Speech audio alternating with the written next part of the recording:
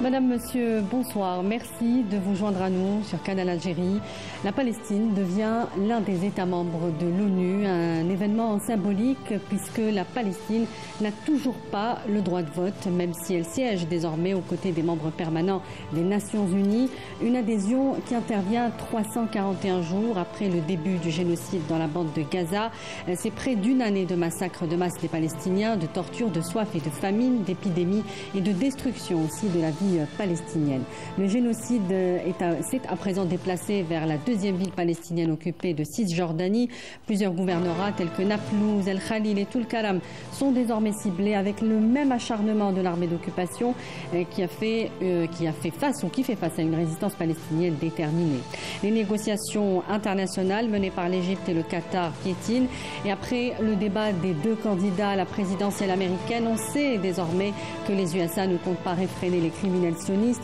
Washington a même repris la livraison à l'entité sioniste des missiles lourds. Il y a 2 jours, l'armée sioniste a largué 5 bombes de fabrication US d'une tonne l'unité sur une vingtaine de tentes de réfugiés, enterrant des familles entières dans le sable d'Al-Mawasi à l'ouest de Khan Younes. L'armée d'occupation a aussi violemment attaqué hier dans la nuit des positions du Hezbollah dans le sud Liban et affirme que le mouvement de résistance libanais était désormais sa priorité.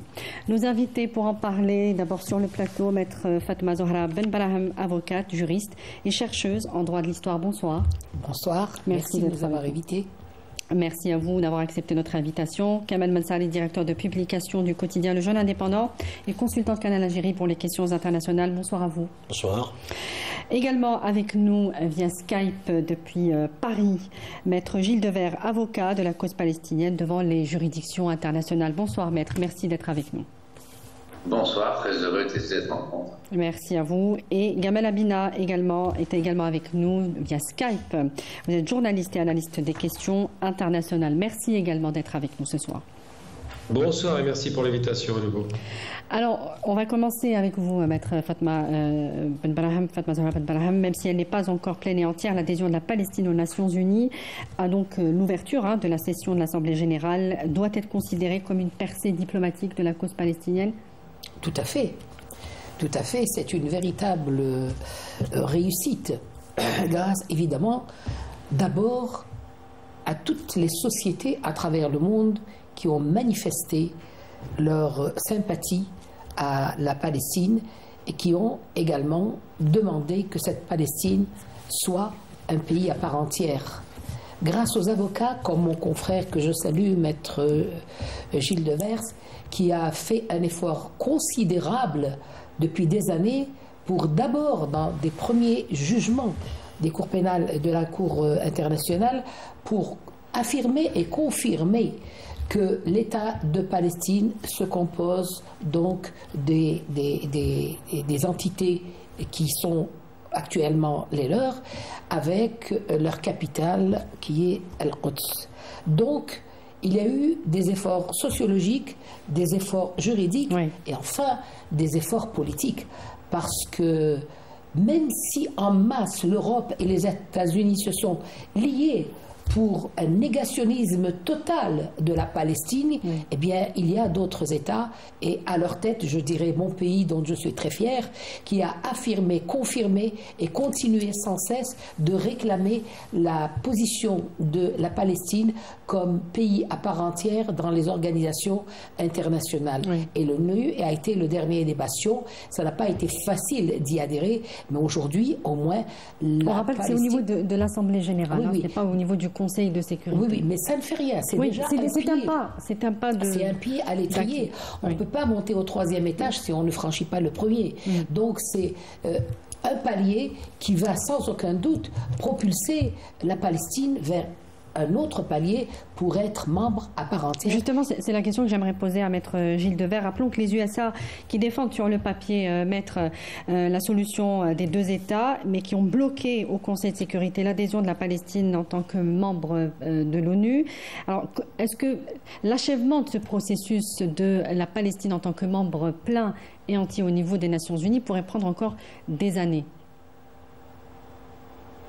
Vous savez, vous connaissez l'histoire et le public algérien encore mieux, que c'est un blocage qui a lieu depuis l'origine, depuis 1949. C'est-à-dire qu'à tout moment, les États-Unis ont toujours tout fait pour Israël et absolument tout refusé aux Palestiniens, avec un discours, avec des conférences, avec des traités d'Oslo, avec des choses un petit peu anecdotiques comme cela. Mais il y a un refus qui existe toujours. Or, pour que l'État de Palestine soit membre de plein droit avec tous les droits et devoirs, il faut passer d'abord par le Conseil de sécurité et systématiquement les États-Unis opposent le veto. Donc qu'est-ce qu'on a nous à montrer? On a montré qu'ils sont dans une position du plus fort parce qu'ils ont le droit de veto, mais du plus faible parce qu'ils s'accrochent de manière dérisoire à ce pouvoir pour en faire des abus. Et l'année 2024 a été extrêmement productive pour la Palestine, parce qu'on a maintenant cette réalisation ici, mais nous avons également la décision de la Cour internationale de justice qui a dit l'État de Palestine. Donc la Cour internationale de justice, c'est l'autorité judiciaire, et au niveau de la Cour pénale internationale, la Palestine est enregistrée comme État, et le procureur, avec qui nous ne sommes pas d'accord sur d'autres choses, fait les recours en visant l'État de Palestine. Oui. Et un autre truc à côté qui refuse le droit international qui s'appelle Israël. C'est les États-Unis, c'est ce que vous dites. Votre avis, Kamel Mensali, d'autant que l'Algérie a pu convaincre la Ligue arabe justement aujourd'hui de demander le gel de la participation de l'entité sioniste aux travaux de l'Assemblée générale. Au niveau donc des Nations Unies, les ministres des Affaires étrangères vont donc introduire cette procédure et pour non-respect des buts et principes de la charte onusienne ainsi que pour menace que cette entité représente pour la paix et la sécurité internationale. Évidemment, parce que cette entité se place au-dessus des lois. Au-dessus des lois et surtout elle décide d'être justement un État voyou. Donc on est face à un État qui ne reconnaît même pas les législations internationales. Si on compte combien les résolutions de l'ONU ont été rejetées par Israël, c'est une soixantaine. Donc depuis que le conflit israélo-palestinien est mis sur la table des Nations Unies.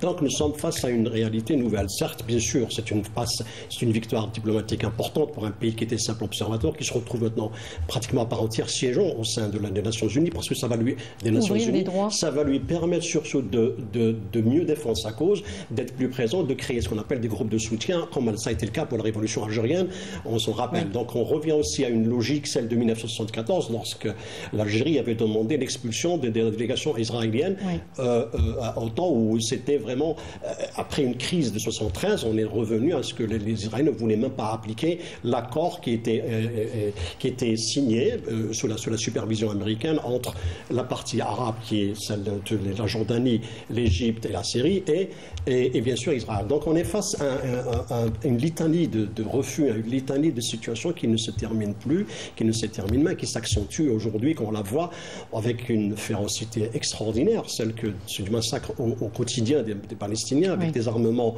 des plus sophistiqués, très lourds, justement pour effacer la question palestinienne. C'est-à-dire, le but israélien a été toujours, parce que si on pose la question pourquoi il n'y a pas un État palestinien, parce que les Israéliens, l'entité sioniste a toujours travaillé à faire en sorte à ce que l'État n'a pas sa géographie.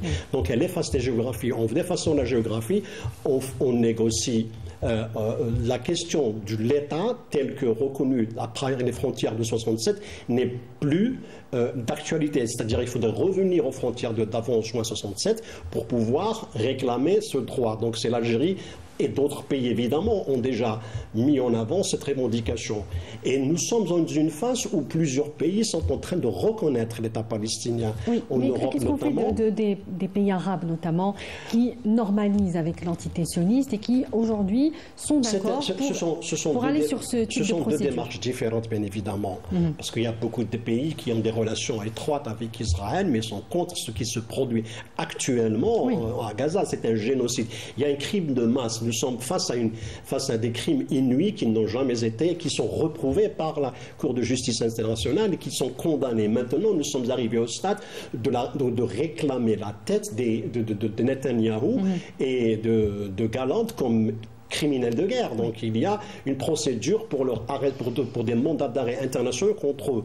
Donc c'est pour ça que même s'il y a des pays qui ont des relations avec Israël, il y a quand même cette logique de refus d'un état de fait, d'une réalité abominable que subissent les Palestiniens depuis le 7 octobre 2023, donc nous sommes face à une réalité. Donc on peut faire la part des choses. Il y a des pays qui peuvent quand même faire la part des choses et dire, même s'ils ont des relations avec Israël, ils peuvent quand même aller au-delà de cette relation pour revendiquer à ce que la question du génocide, la question de faire c'est-à-dire pénaliser Israël, prendre des sanctions contre elle, devient d'actualité et importante. Donc c'est pour cela que c'est vrai que la démarche n'a pas encore mûri, qu'il y a cette revendication, mais quel est le poids de la Ligue arabe au sein des Nations Unies? Quel est le poids? Est-ce qu'on peut arriver un jour à brasser des adhésions pour pouvoir convaincre les 493 membres du Conseil de l'Assemblée Générale pour justement arriver à ce qu'Israël soit exclu exclu de l'Assemblée Générale? Dans l'adhésion peut être gelée. Oui, mais le plus important, c'est de l'exclure de l'Assemblée Générale. Oui. Et c'est possible puisqu'il n'y a pas de veto au niveau de l'Assemblée Générale. C'est pas comme la configuration du Conseil. Ça peut être un vote, ça peut être, comment on dirait, une décision unanime. Oui. Gamel Abina, votre avis aussi sur cette question, finalement, ce génocide qui est en train de perpétrer l'entité sioniste à Gaza et aussi en Cisjordanie, puisque c'est en train aussi de prendre forme, devient contre-productif pour l'intérêt de cette entité terroriste? Je ne sais pas si c'est contre-productif, mais ce qui est extraordinaire, c'est qu'on accepte ce qui est inacceptable, à savoir le fait que cet État qui a été fabriqué par l'Occident, qui est une colonisation, une excroissance occidentale, puisse continuer à perpétrer des crimes de guerre massifs, alors qu'en vérité, ils sont condamnés depuis des décennies. Moi, ce que je trouve incroyable, c'est les négociations sur la base de... Déjà, on dit normalisation, c'est pas normal, ça s'appelle trahison. Quand on fait la paix avec un État qui massacre un peuple, et que cet État qui massacre le peuple, c'est un peuple arabe qui est quand même tué, et que les chefs d'État arabes, pas les peuples, les chefs d'État, donc des chefs traîtres arabes, font la paix avec cet État, c'est qu'ils considèrent que les Palestiniens n'ont pas de valeur à leurs yeux et que c'est une cause qui n'intéresse personne. Le problème, c'est que la cause palestinienne est dans le cœur de toutes les populations arabes, d'est en ouest. Donc moi, ce qui me surprend le plus, les termes me gênent. Je n'utilise pas le terme de normalisation parce que c'est pas normal de faire la paix avec un État génocidaire. Ensuite, ils n'aiment pas quand on dit génocidaire parce qu'ils croient être les seuls héritiers du génocide. Rappelons que ceux qui les soutiennent le plus sont des génocidaires. L'État américain s'est bâti sur la mort de millions d'Indiens. L'État américain s'est bâti sur une puissance impériale qui a tué 3 millions de Vietnamiens, pratiquement 2 ou 3 millions de Coréens. Je ne parle même pas de l'Irak. 3 à 4 millions, on a des chiffres faramineux. Donc ça ne les dérange pas de voir 200 000 Palestiniens, 300 000, 500 000 tués. Ce n'est pas un problème pour l'Amérique. Et surtout, il ne faut pas perdre de vue une chose importante. On est en train de se demander si on doit aller sur les frontières de la défaite de 67. Comme si on pouvait établir un État sur la base d'une frontière d'une défaite militaire. Non, les accords qui ont été imposés aux pays du Sud, en l'occurrence globale, qui étaient les accords de 47, donc ces fameuses partitions de la Palestine qui donnaient quasiment 53% en faveur d'Israël et 47% en faveur des Palestiniens qui sont chez eux. Il faut rappeler quand même qu'on est mis chez eux et on leur dit on prend la moitié de vos terres. Eh bien, c'est là-dessus qu'on devrait négocier les accords. C'est sur cette base-là, sur ce vote qui est imposé, et pas sur les défaites de 67. Et l'autre aspect important de ne pas perdre de vue... Pardonnez-moi, Gamel Abina, vous voulez dire quoi? Revenir à avant 67, c'est ce que vous voulez dire? Ah, bien sûr. À la création de cette entité sioniste en 48? Tout à fait. Et je trouve même pas normal qu'on se demande s'il faut reconnaître l'État palestinien qui a été consacré à Alger en 88. Qui sont ces États occidentaux qui ont créé l'ONU et qui, le jour où ils ont signé ce plan de partage imposé, ne reconnaissent pas l'État qu'ils ont imposé avec une minorité sur le territoire, à savoir l'État palestinien. Il existe depuis 1947 l'État palestinien, depuis que les Anglais, avant le départ des Anglais, mais il est consacré à ce moment-là. Et aujourd'hui, ces mêmes occidentaux vous disent on va prendre le temps, on va réfléchir, il y aura peut-être des moyens. Non, il faut être un peu sérieux. Si on doit revenir sur une négociation, c'est d'abord sur les accords de l'ONU de 47. C'est ça la loi. Mais 67, c'est pas la loi de l'ONU. Est-ce que ça vous paraît possible au vu de la situation aujourd'hui? Vous savez... Parce que c'est du domaine de l'utopie, c'est ce que je veux dire. Oui, comme la guerre d'Algérie était l'utopie en 1954. Tout le monde pensait qu'ils ne gagneraient pas, à la fin on les a virés. Il faut bien comprendre une chose, c'est que ce n'est pas une question d'utopie. C'est une question de rapport de force internationaux d'abord, parce que l'Occident est en déclin, et tant mieux. C'est une question de rapport de force de la résistance d'un peuple palestinien. Une fois, j'ai fait une émission récemment où j'ai, de façon ironique, utilisé le terme des Occidentaux. Alors c'était très ironique, malheureusement j'ai pas souri, donc les gens n'ont pas compris que j'ironisais.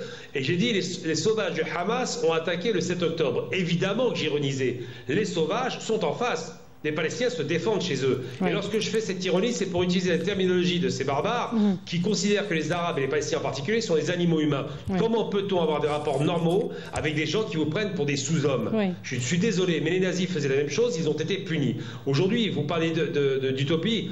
Quand l'Algérie est libérée en 1954, elle démarre, on n'y croit pas du tout. Elle est libérée 7 ans et demi plus tard avec évidemment 1,5 million de morts. Eh bien la Palestine aujourd'hui c'est difficile, c'est vrai, mais je suis désolé. 11 mois de guerre, bientôt 1 an de guerre, et l'État sioniste, avec le soutien total de l'Amérique et de l'Occident, est incapable de venir à bout de la résistance palestinienne. Donc il arrive un temps où les crimes sont perpétrés, visibles, documentés, mais ça va être difficile de tenir sa position, sachant que les ennemis autour sont de plus en plus nombreux, les détestent à un niveau extraordinaire et que le reste des populations du monde entier, je ne parle pas de la Palestine, je parle du monde entier occidental et du sud global, sont tous en faveur des Palestiniens. Donc les Palestiniens ont déjà gagné dans le cœur des gens, maintenant ils doivent gagner sur le plan politique et militaire. Justement, Maître Ben Brahim, le déplacement du génocide vers la Cisjordanie ne laisse plus aucun doute sur un peu les plans génocidaires donc de l'entité sioniste, et c'est un véritable nettoyage ethnique Tout à fait. qui est en train de se mettre en place. Aujourd'hui, ces notions peut-être ne sont pas très bien comprises parce que depuis la fin de la Deuxième Guerre mondiale, on n'a pas vu des images pareilles, on n'a pas vu un flux d'images et de vidéos qui nous proviennent de Gaza. Pareil, ces conflits n'ont jamais été aussi documentés que ce qui se passe aujourd'hui à Gaza. Il faudrait peut-être les expliquer aujourd'hui. Et ça dérange beaucoup Netanyahou puisqu'il réclame à ce que toutes ces images soient retirées du champ visuel, parce que ça considère une véritable preuve du crime contre l'humanité qu'il est en train de mener. Donc aujourd'hui on assiste à une expansion du génocide. C'est-à-dire que ce génocide se déplace vers une autre zone qui était plus ou moins sécurisée et qui avait été promise par Netanyahou de rester sécurisée. Vous avez lâché le mot le plus important. Comment allons-nous qualifier ce qui se passe en Palestine? Que sont en train de faire les sionistes? Est-ce que c'est un fait nouveau à partir né du 7 octobre, ou alors c'est une réflexion beaucoup plus lointaine dans le temps, donc ça a été combiné, stratifié, organisé depuis très longtemps, bien avant 48. Bien avant 48. Et en parlant de ce nettoyage ethnique, j'ai ramené avec moi un livre d'Iliane Papé qui s'appelle « Le nettoyage ethnique de la Palestine ». Ce livre n'était pas tellement lu avant le 7 octobre. Mais à partir du 7 octobre, lorsqu'on a commencé à voir l'étendue de ce génocide, on s'est posé la question pourquoi et comment. Et là, nous avons eu deux axes. Le premier axe, c'est d'aller vers le Talmud. Et là, on s'est rendu compte que parmi les 6 principes qu'il contenait, il y avait un principe qui disait « Prenez la terre de qui que ce soit, là où elle se trouve, elle est à vous ». C'est un des principes. Le deuxième principe, les êtres humains, autres que les juifs, sont des animaux. Troisièmement, vous pouvez tuer de vos mains toute personne qui n'est pas juif. Donc déjà, dans les textes religieux, ces 3 principes sont appris aux enfants, aux adultes et aux moins adultes. Donc ça, c'est sur le plan théologique. Le Talmud aussi préconise l'extermination des 7 peuples de la région. Oui, oui, c'est pour ça que je parlais d'expansionnisme. Et quand on revient à l'explication du nettoyage ethnique de la Palestine, je parlais du livre. À partir du 7 octobre, aux environs du 10 octobre, ce livre a été retiré de la vente. Vous ne trouvez plus aucun livre de Liane Papé. C'est fini. C'est pour que les gens ne puissent pas lire, ne puissent pas comprendre. En Europe, vous voulez dire en France? Partout à travers le monde. Il a été retiré. N'oubliez pas que les sionistes, c'est des gens qui ont leurs ramifications à travers le monde. Le monde de la littérature, le monde de l'audiovisuel, de l'information, etc. est entre leurs mains. Et ceci est une véritable bombe. Alors c'est quoi le nettoyage ethnique? Si on revient, par exemple, au statut de Rome, on va nous parler de génocide. C'est un crime reconnu, donc juridiquement, dans les textes internationaux. Mais pas le nettoyage ethnique. Pas le nettoyage ethnique. Il n'a pas de fondement juridique, le nettoyage ethnique. Et alors, quand on veut savoir c'est quoi un nettoyage ethnique, on va voir. On définit ça comme une tentative de création d'une zone géographique à homogénéité ethnique par, premièrement, la violence. C'est ce qui se passe. Oui. Deuxièmement, la déportation. Oui. C'est ce qui se passe. Oui. Troisièmement, le déplacement forcé. C'est ce qui se passe. Donc voici les trois grands moyens, les principaux pour le nettoyage ethnique. Et le nettoyage ethnique, c'est pourquoi et c'est quoi? C'est pour dégager une zone où ils vont s'installer, tous les juifs vont s'installer et les sionistes, une zone où il n'y aura pas d'Arabes, il n'y aura pas de Palestiniens. Ils vont effacer cette ethnie de cet espace géographique. Et comment se fait-il que le nettoyage ethnique n'ait pas de fondement juridique jusqu'à maintenant? On reconnaît le génocide. Le génocide est reconnu comme un crime contre l'humanité. Et il est reconnu sur le plan du droit international comme un crime imprescriptible. Mais vous ne trouverez pas un nettoyage ethnique. Vous ne le trouvez pas. Le nettoyage ethnique, c'est le moyen de réaliser le génocide. Oui. Parce qu'il y a une population, il y a une terre qui est convoitée, et que faut-il faire? Il faut éliminer ces gens par tous les moyens. Et comme le meurtre est permis dans la religion judaïque, alors tous les moyens sont bons. Vous avez parlé des États-Unis. Il faut d'abord essayer de voir quelle est la composition ethnique du gouvernement des États-Unis. Actuellement, on est en train de nous parler des présidents français, par exemple, qui sont passés depuis des années à la tête donc de l'État français. Combien d'entre eux sont d'origine sioniste? C'est un nombre extraordinaire. Et pour les États-Unis, c'est à peu près la même chose. C'est une obédience, une orientation. Une obédience. Politique. Une obédience. Et les États-Unis, c'est exactement la même chose. Les banques sont entre leurs mains. Les grandes firmes sont entre leurs mains.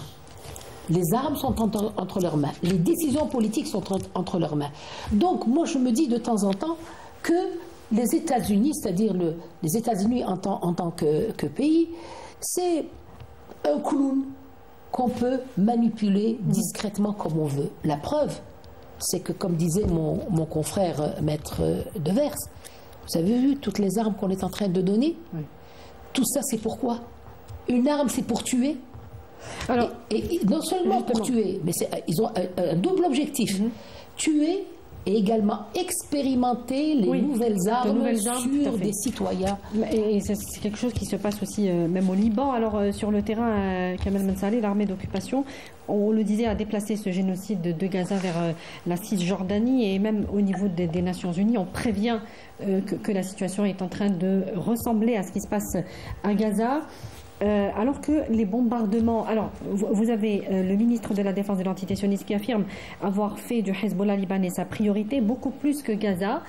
Il dit que le Hamas ne représente plus une aussi grande menace qu'il y a une année, alors que les bombardements et cette agression sauvage sur Gaza est encore plus féroce que les mois précédents. Comment l'expliquer ? Non, prétendre que Hamas ne représente aucun danger, c'est vraiment une... Moins, c'est ce qu'il dit en tout cas. Oui, mais c'est c'est presque, dire en langage journalistique, c'est une fake news. Donc le contraire.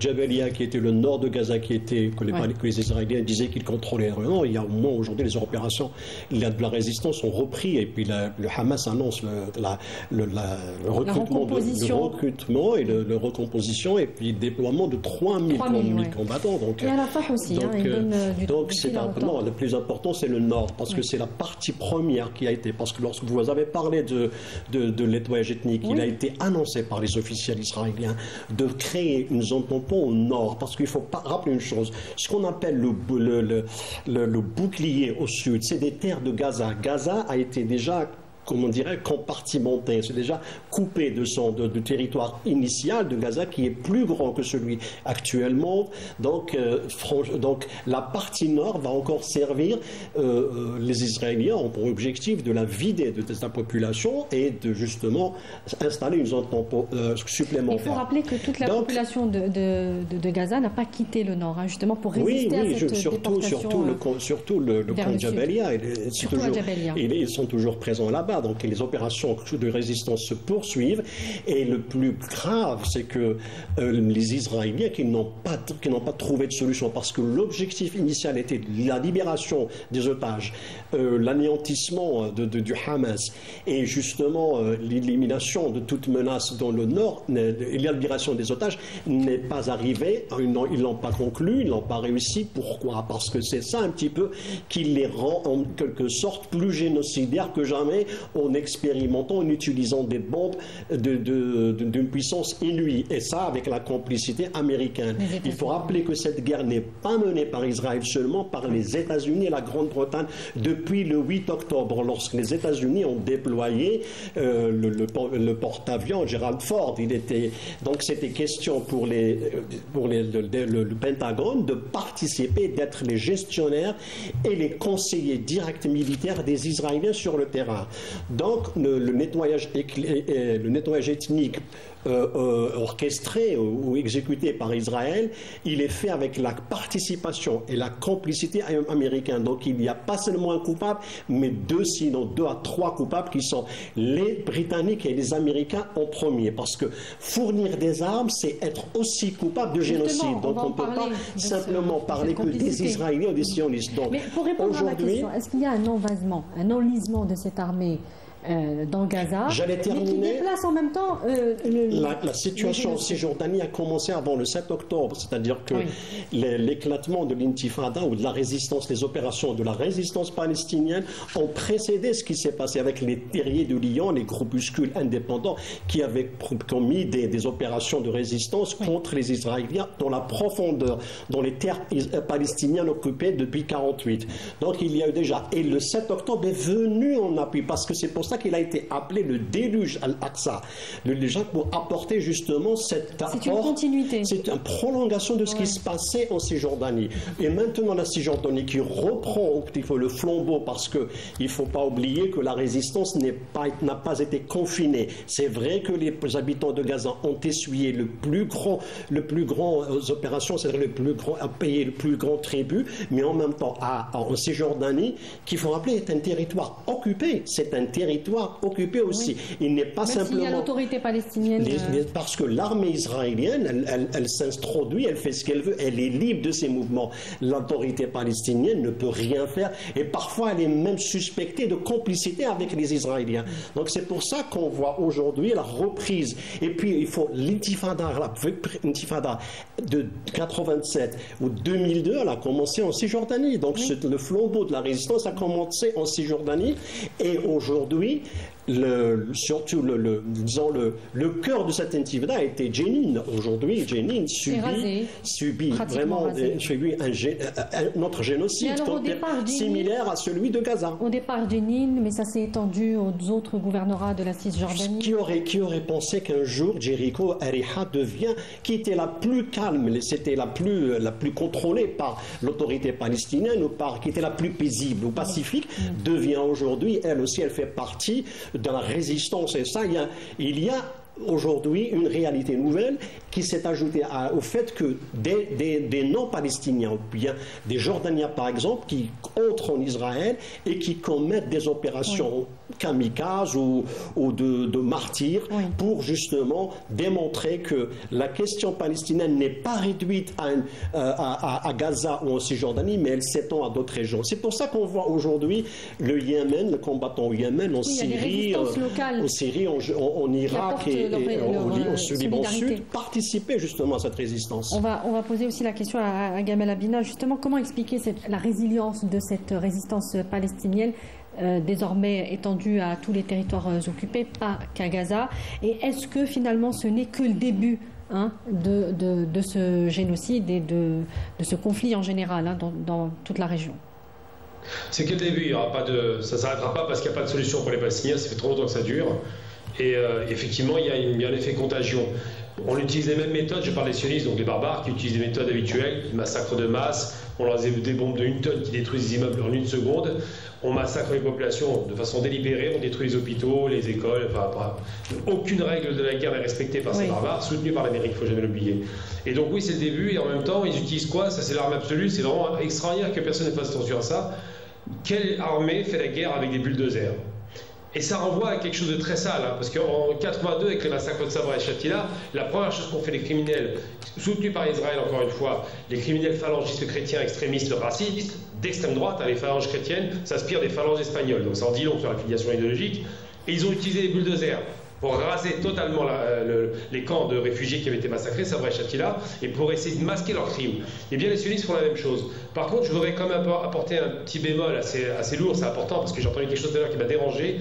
Quand j'ai entendu tel ou tel Américain ou tel décideur de banquier serait d'origine sioniste. Ça laisse entendre des choses qui sont plutôt mal dites, je pense que c'est une maladresse. Ils ne sont pas d'origine sioniste, ils sont sionistes et ne sont pas juifs. Parce qu'il faut savoir que le sioniste, c'est 100 millions d'Américains chrétiens. C'est important de le rappeler. 100 millions d'Américains chrétiens sont sionistes. Les juifs dans le sionisme sont minoritaires. Ils représentent à peu près 8% du total des sionistes dans le monde. Donc il ne faut pas caractériser ça par la faille juive qui fait croire que c'est elle qui caractérise le sionisme. Eux sont mis devant.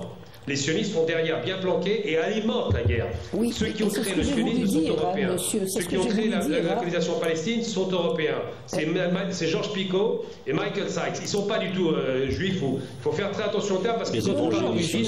Ça renvoie à une ethnie et ce n'est pas le cas. Je finis mon propos. Gamel Amina, oui, je fais très attention à ce terme. Vous répond. Je ne généralise pas, mais lorsqu'on voit que les grands détenteurs des grandes firmes internationales, des grands fonds bancaires, eh bien, c'est des sionistes. C'est des juifs sionistes. Mais ils ne sont pas juifs. Voilà. Non, je veux dire qu'ils ne sont pas tous juifs, mais l'obédience politique, elle existe. N'est-ce pas? C'est une idéologie. Je prends un exemple très concret. En France, vous avez des hommes d'affaires qui sont très, très sionistes. Vincent Bolloré, un catholique chrétien breton, je suis tout à fait d'accord avec vous, tout à fait d'accord. Leclerc, chrétien breton et sioniste, parce qu'ils ont des intérêts à défendre et qu'ils veulent contrôler la région. Donc c'est un porte-avions qu'on a maquillé comme soi-disant retour d'un peuple chez lui, alors qu'ils ne sont pas chez eux, c'est des Européens. Et on a utilisé les juifs arabes, effectivement, qui ont cru en ce mythe, soi-disant de retour chez eux. Et récemment, j'ai discuté dans un débat avec un type qui est de la Tzedek, donc qui fait partie du JFP, l'Union Juive pour la Paix, qui est juif algéro-tunisien, donc c'est un gars de chez nous, qui a dit « Je regrette d'avoir été embarqué là-dedans, mes parents ont complètement déliré avec ce sionisme, parce que c'est une idéologie raciste, elle est racialisante. Oui. » J'ai écrit un texte récemment chez Mediapart où j'expliquais que c'est une ethnocratie, non pas une démocratie. C'est un système démocratique qui favorise une ethnie sur les autres. Et c'est ça qu'il faut retenir, c'est que l'ethnie, comme par hasard, est occidentale. Les juifs arabes en Palestine n'ont pas de pouvoir, hein, ils valent rien. Les juifs et l'achat, pire encore, et on ne parle pas des Palestiniens. Donc il faut faire très attention. Le caractère raciste existe, mais c'est un caractère occidental parce qu'ils ont inventé le racisme, parce qu'ils l'ont appliqué avec célérité entre eux et qu'ils l'ont appliqué dans les pays du Sud. Donc ne nous trompons pas de combat. Les juifs, pour les occidentaux, sont des sous-hommes comme nous. Hein. Maître Gilles Devers, vous avez donc conduit un groupe de 600 avocats à la CPI. Le procureur de la Cour pénale internationale appelle les juges à émettre les mandats d'arrêt d'urgence en raison de la criminalité continue de l'entité sioniste. La plainte est, semble-t-il, otage de vices de procédure pour gagner du temps sur l'émission de ces mandats d'arrêt contre Netanyahou et Yoav Gallant. Oui, c'est-à-dire que ce qu'on voit, c'est qu'il y a un débat particulier sur on aura les mandats d'arrêt, quand, comment, etc. Mais là, c'est le but. Le plus important, c'est le moyen. Et le moyen, c'est le titre de votre émission, c'est-à-dire la place du droit international. Et quand vous évoquez Sabra et Shatila, qu'est-ce qu'on pouvait faire à l'époque? On pouvait dire que ce sont des crimes. Et puis on faisait une émission, on faisait des pétitions, mais on ne pouvait rien. Maintenant, on a la possibilité d'aller devant des juges et des juges qui pensent pas, peut-être comme on le souhaiterait par rapport à l'importance de la cause, mais qui résistent parfaitement au poids lourd des États-Unis et d'Israël. Vous avez vu les décisions spectaculaires rendues par la Cour internationale de justice. Le procureur a été à la CPI, le procureur a été élu en disant avec moi, il n'y aura pas de problème, on n'entendra pas parler de la Palestine. Et puis ensuite, les événements viennent, on fait un certain rapport de force, on donne une puissance des arguments. Et il se rend compte qu'il est bien obligé d'agir parce que, au moment son mandat ne vaut plus rien et que, comme c'est un génocide, ça a été bien rappelé, que la Cour qui ne pourrait pas bloquer le génocide n'a plus aucune autorité quand il pourrait s'en prendre à un chef local africain qui a pris un crime de guerre. Donc c'est un défi. Et on voit ces jours-ci une nouvelle dimension dans les débats qu'on a à l'arrêt, c'est que même plus une question palestinienne, c'est une question de la paix et des peuples. Oui. Parce que si on laisse passer cela, c'est-à-dire 1 an de guerre contre des civils avec la volonté de détruire le peuple, donc le génocide, qui s'ancre dans un siècle d'organisation génocidaire, eh bien, on crée un modèle qui est exposable demain de partout. Oui. C'est-à-dire que j'ai un pays voisin qui a des champs pétroliers qui m'intéressent, qui ont de pêche qui m'intéressent, bord de passage, eh bien, je vais dire que historiquement, ma grand-mère elle avait une maison qui était là, et donc je vais vous dire, Oui. donc, on est dans une logique C'est dangereux. qui est d'imposer le droit international, et vu de près, on les voit dans une situation que je dois qualifier de panique. Ils ont été pris la main dans le sac. On a sorti des lettres, des écrits où ils font une pression systématique sur les parlementaires des États-Unis pour que tous ces parlementaires puissent de tout relais pour que l'Afrique du Sud abandonne la procédure sur la Cour internationale de justice. Ça, c'est de la Cour internationale de justice à la CPI, qui a été tardif, parce que comme j'ai expliqué, il n'était pas là pour ça, il n'aurait pas en mais finalement, il a bougé, et non, les mandats d'arrêt, il arrive. Hein, je ne dis pas que c'est gagné, mais on est vraiment avancé. Les procureurs poussent l'autorité sacrée. Et on voit réapparaître qui fait quoi? Qui bloque la procédure en disant la Cour n'a pas compétence parce que la Palestine n'est pas un État. Oui. Donc on revient à votre question fondamentale. Et donc nous, toute la démonstration, c'est de dire, rappeler l'histoire de la Palestine et en distinguant bien l'existence de la reconnaissance. Mais est-ce que c'est quelque chose... Il ne faut pas laisser introduire l'idée que l'existence du peuple palestinien, que l'existence de l'État de Palestine dépendrait de la poignée de dirigeants totalement véreux, on ne peut pas dire autre chose, Oui. les grands criminels des États-Unis. Le peuple existe parce qu'il existe. Mais à ce moment-là, Maître Gilles Devers, dans votre plateau, il y a le message qui est de dire on ne fait pas avec les peuples. Il y a un peuple palestinien. Justement, Maître, est-ce que vous m'entendez? Justement, est-ce que finalement cette procédure pourrait prendre de longues années finalement, alors qu'il y a une attente aujourd'hui, il y a même une urgence à délivrer ces mandats d'arrêt. Et donc, comment gérer la situation actuelle s'il n'y a pas au moins ces mandats pour, comment dire, pour dire stop, pour dire que les juridictions internationales répriment et condamnent ce génocide à Gaza? Sur le plan technique, le procureur s'est décidé à demander les mandats d'arrêt le 20 mai. Compte tenu de ce que l'on voit dans d'autres procédures, c'est un délai d'environ 2 mois. Et pour couper ce délai, le Royaume-Uni est intervenu en disant « Ah, attendez, il y a un débat sur la compétence de la Cour vis-à-vis de la Palestine. » Donc il a suspendu la décision du procureur. Et avec l'appui immédiatement de l'Allemagne et même des États-Unis. Oui.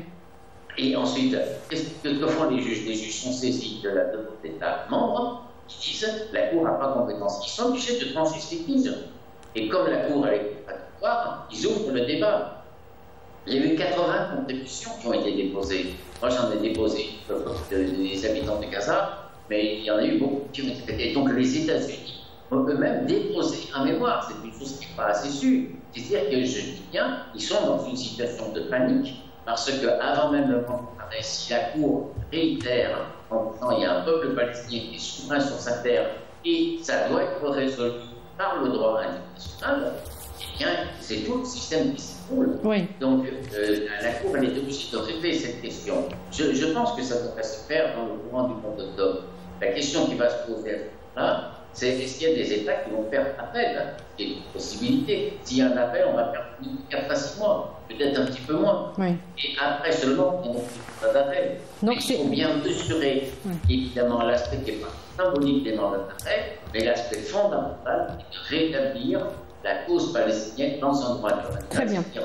Qui échappe aux États-Unis et à Israël. Et dernier mot sur les mandats d'arrêt, on dit mais de toute façon, ils ne sont pas exécutés. Si les mandats d'arrêt servent à rien, pourquoi est-ce qu'ils nous font ces batailles de procédures invraisemblables? Justement. Ils sont évidemment inquiets. Et je veux dire juste rapidement. que tous les États, et on va parler uniquement des États Donc là, ils vont être obligés de... Ça ne sera plus possible de dire oui, mais quand même, les sociétés. C'est qu'il y a un mandat d'arrêt, Netanyahou vient à Paris, Macron donne l'ordre d'arrêter Netanyahou et de l'envoyer à La Haye. Donc vous allez avoir un basculement de la diplomatie européenne. Très bien. Justement, Maître Benbrahim, après Londres, Ottawa vient de suspendre donc une trentaine de licences d'exportation d'armes vers l'entité sioniste.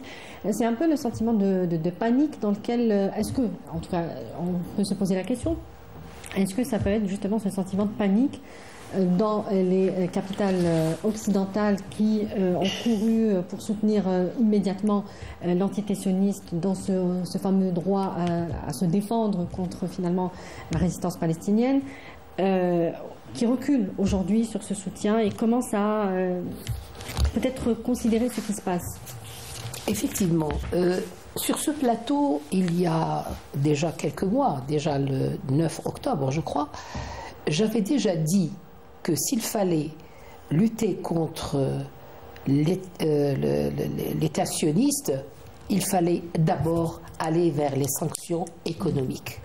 Et vous avez vu comment certains pays ont boycotté certains produits sionistes. Aujourd'hui, nous sommes en train de voir qu'il y a une avancée, une sérieuse avancée, mais par les États directement. La première fois, c'était la population qui boycottait. Aujourd'hui, c'est les États qui retirent leurs armes, qui retirent leurs sociétés, qui retirent donc les banques, etc. Et ça, c'est un très très grand coup pour l'État sioniste, parce que l'État sioniste comptait beaucoup sur ses apports, se sentait fort parce qu'il recevait sans limite. Aujourd'hui, il ne reçoit plus, on lui retire tout. On ne lui a pas tout retiré, il reçoit peut-être un peu moins. Je parle des États qui ont directement annoncé qu'ils lui retiraient. Oui. Pour l'instant, il n'y a que l'Angleterre et le Canada. Mais il y a d'autres pays qui sont en train de retirer donc leurs aides ou de fermer directement leurs usines, de ne pas alimenter donc en fond ces usines. Et ça, c'est un sacré coup économique qui va certainement ébranler l'État sioniste. Maintenant, pour revenir à ce que disait mon cher confrère, il faut le dire, il faut reconnaître qu'il a fait un travail fabuleux. Il est venu avec nous en Algérie. Nous avons composé le groupe des avocats algériens et moi-même je suis allé donc en Turquie pour soutenir ce mouvement et être en liaison avec un des meneurs de la bataille juridique d'Afrique du Sud, le petit-fils de Mandela. Il est certain que après la réussite juridique extraordinaire, les sionistes vont se défendre. Ils se sont d'abord défendus, ils se sont déjà défendus. Ils ont fait des oppositions, alors ils parlent de nullité de procédure, ils parlent de procédés juridiques, c'est des nullités juridiques qu'ils sont en train de développer.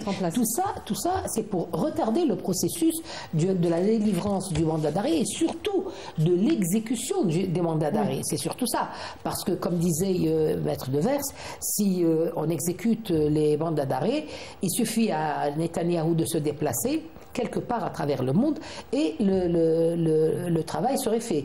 Mais il est trop intelligent, il ne se déplacera pas, n'est-ce pas? Il n'aura pas le courage de Poutine, évidemment. Mais disons une chose très claire, le dossier a terriblement évolué et sur le plan juridique, je suis d'avis avec Maître Devers, ça ne saurait tarder et peut-être qu'on aura un résultat positif pour l'exécution des mandats. Pour moi, pour revenir à la question de l'armement, donc le plus important pour les Israéliens, ce n'est pas le Canada, ce n'est pas la Grande-Bretagne, ni mon grand moins. Le plus important pour eux, c'est vrai qu'il y a eu des employés des usines, par humanisme, par solidarité avec les Palestiniens, ont manifesté, ont refusé pour de travailler dans une usine qui fabrique des armes qui servent à tuer des enfants à Gaza. Mais en réalité, les Israéliens en ont besoin que d'un seul pays. C'est le plus important. Et le plus important pour eux que le robinet combiner des approvisionnements en provenance des États-Unis ne se tarit pas. C'est-à-dire, c'est ça le plus important, c'est leur plus grand appui.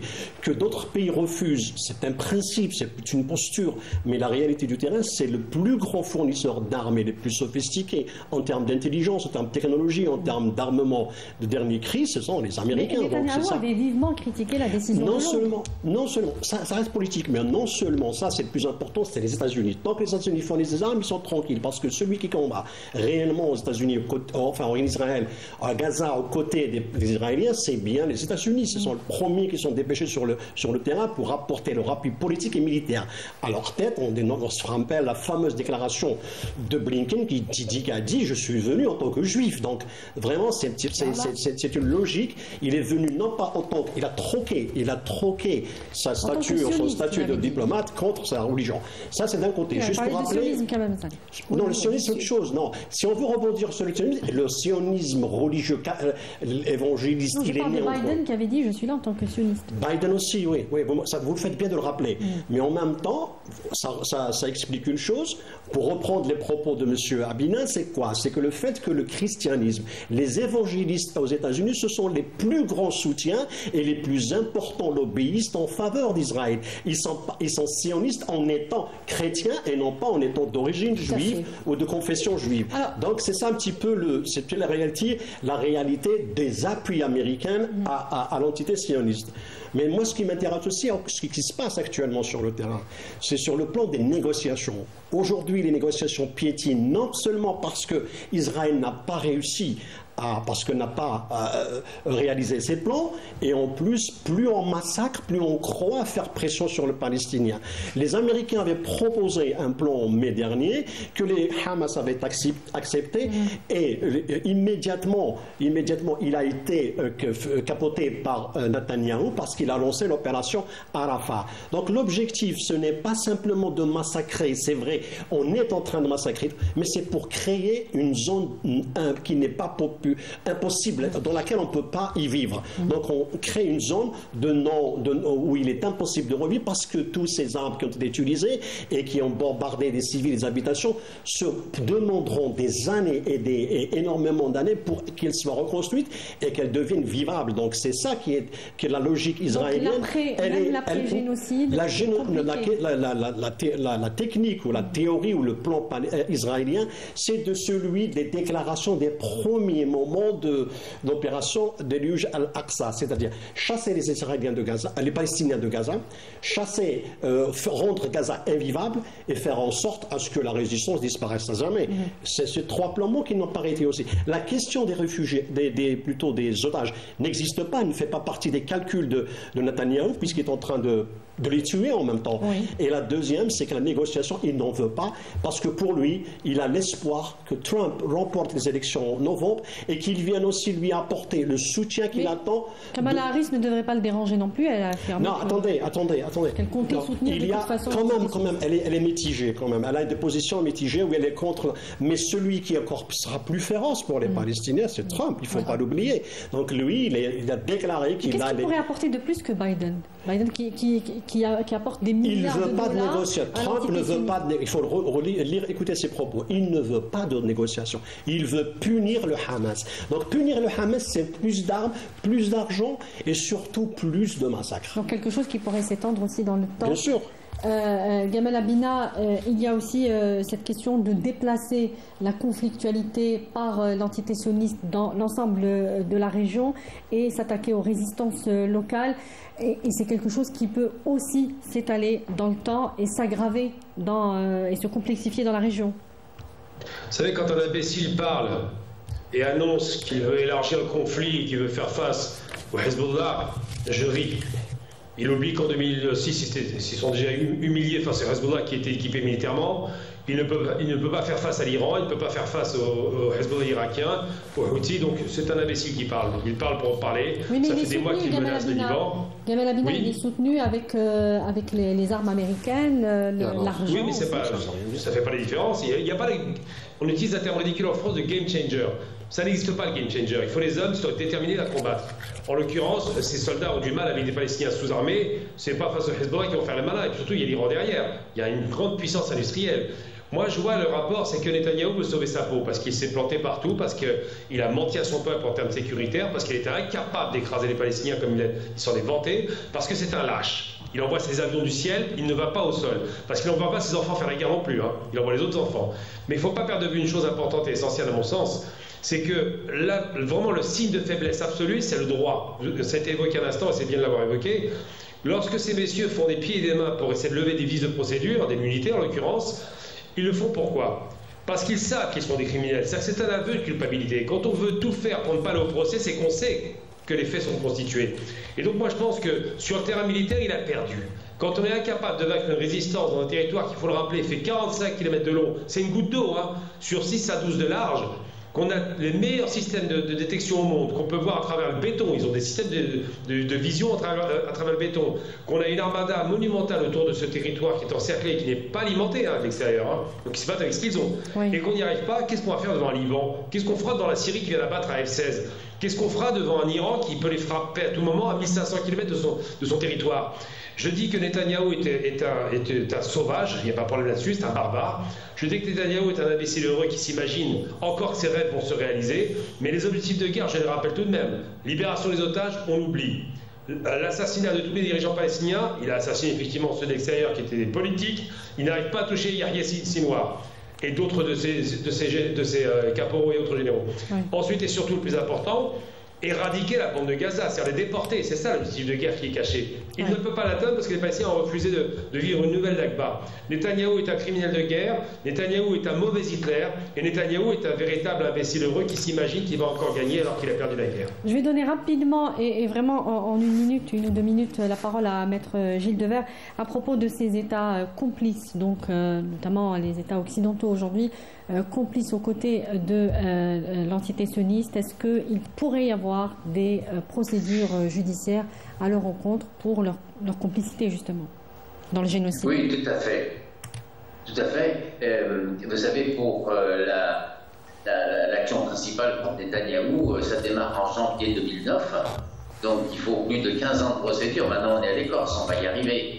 Mais on a déjà une procédure qui est prête contre les États-Unis parce qu'effectivement, il y a le financement et les livraisons d'armes et qu'on est en train de récupérer avec nos correspondants sur Gaza des masses de preuves, c'est-à-dire toutes les armes qui non exposées, face auxquelles on peut récupérer même des indices, et on va faire matériellement d'autres travail d'avocat, c'est-à-dire réunir les preuves. Et donc l'utilisation de ces normes en milieu urbain. Alors pour le moment, la Cour a un gros morceau à avaler, c'est de retrouver sa compétence et de faire des mandats d'arrestation. Si vous voyez nos discussions, vous l'imaginez 4 ans d'avance qui va travailler, eh bien on attend cette étape, mais il est tout à fait clair qu'il y aura des procédures contre les États complices et les États-Unis. Et j'ajoute qu'il y a également une procédure qui est en préparation contre les juges de la Cour d'Israël qui valide entièrement les actes sur les policiers, les actes de torture, la privation de la Convention de Genève, la déportation des policiers. Tout ça, c'est validé par la France et on est en train de finir qui va concerner notamment les juges. Donc, c'est une démarche systématique, application du droit, recherche des preuves et condamnation. On est parti pour un. C'est méthodique. Maître Gilles Devers, je vous remercie. Je rappelle que vous êtes avocat de la cause palestinienne devant les juridictions internationales. Je vous remercie également Maître Fatma Zahra Ben Brahim, avocate, juriste et chercheuse en droit de l'histoire. Et je remercie également Gamel Abina, journaliste et analyste des questions internationales. Merci également à Kamel Mansari, notre consultant pour les questions internationales et donc directeur de publication du Jeune Indépendant. Merci à vous de nous avoir suivis comme d'habitude. Je vous souhaite une excellente suite des programmes sur notre chaîne et à bientôt.